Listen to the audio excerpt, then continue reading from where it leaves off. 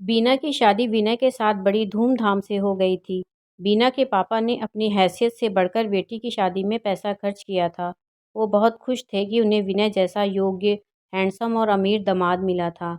विनय बहुत बड़ी कंपनी में कार्यरत था और उसे किसी भी बात का घमंड नहीं था। वो बहुत ही साधारण विचारों और सामान्य सोच वाला व्यक्ति था।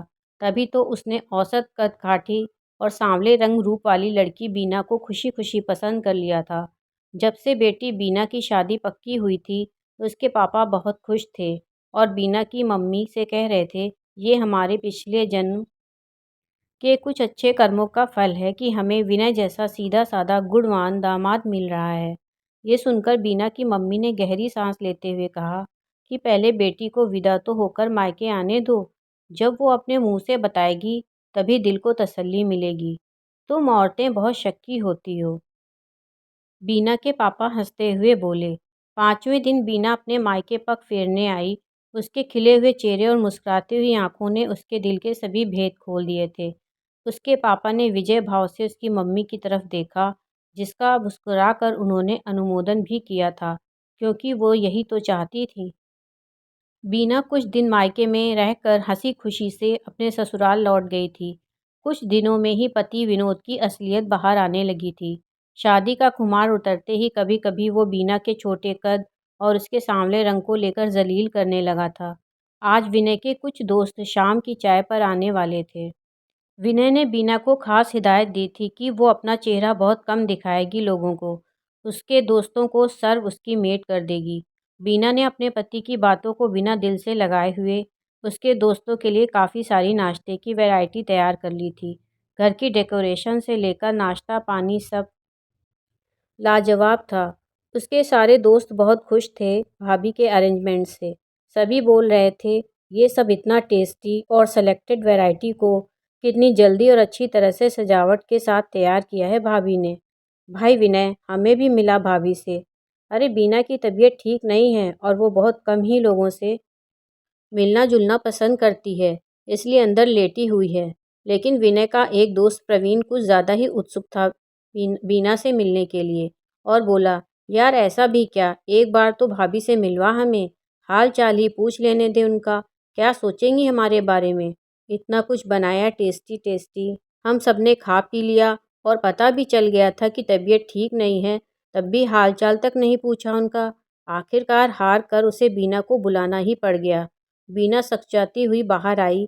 पति से मिली हुई उपेक्षा से उसका उत्साह तो भंग कर ही दिया था, साथ में एक डर भी था कि कहीं विनय के दोस्त भी उसका मजाक न उड़ाएं। चारों ही दोस्त बड़े प्यार और सम्मान से मिले थे उससे। विनय को गुस्सा आ रहा था। वो चाह रहा था कि बीना जल्दी से अंदर चली जाए। उसकी टेंशन और हड़बड़ी देखकर प्रवीण बोला, देख रहा हूँ तू भाभी को लेकर बहुत पजेसिव है, हमसे बात भी नहीं करवाना चाहता है, ऐसा क्या। नहीं नहीं, ऐसा कुछ नहीं है, विनय हड़बड़ा गया। वो लोग बहुत प्रभावित थे बीना से। भाभी आप इलेक्ट्रॉनिक में बीटेक हो और सुना है ओबरा में जॉब भी किया है आपने। ये खाने का सब सामान आपने घर में तैयार किया है, तो इसमें क्या बड़ी बात है, विनय घमंड से बोला। घर में रहेगी तो ये भी नहीं करेगी क्या। ये सुनकर सारे दोस्त अवाक रह गए। ये कैसा व्यवहार कर रहा है भाभी के साथ, इसकी तो नई नई शादी हुई है। क्या इसने आजकल की लड़कियां नहीं देखी हैं। लौट गए थे सब उस दिन, लेकिन मन ही मन उनके मन में विनय की इज्जत कम हो गई थी। विनय को भी पहली बार महसूस हुआ कि शायद वो बीना के लिए गलत सोच रखता है, लेकिन उसने अपने पुरुष अहंकार में उस बात को ज़्यादा महत्व नहीं दिया। समय बीता गया। एक बार कंपनी में घाटे के चलते वहाँ काम करने वालों की छटनी हुई और विनय की नौकरी चली गई। अब उसके पास कोई काम नहीं था। वो बड़ी शिद्दत से दूसरी नौकरी ढूंढ रहा था, लेकिन नौकरी मिलना अब आसान नहीं था। हर जगह इंटरव्यू में एक ही सवाल पूछा जाता था कि पिछली नौकरी में आपकी ही छटनी क्यों हुई और लोगों के साथ। इसका मतलब है कि आपकी परफॉर्मेंस अच्छी नहीं थी। विनय अब सारे दिन घर पर ही रहता। घर के खर्चे अब भी वैसे ही चलते रहे।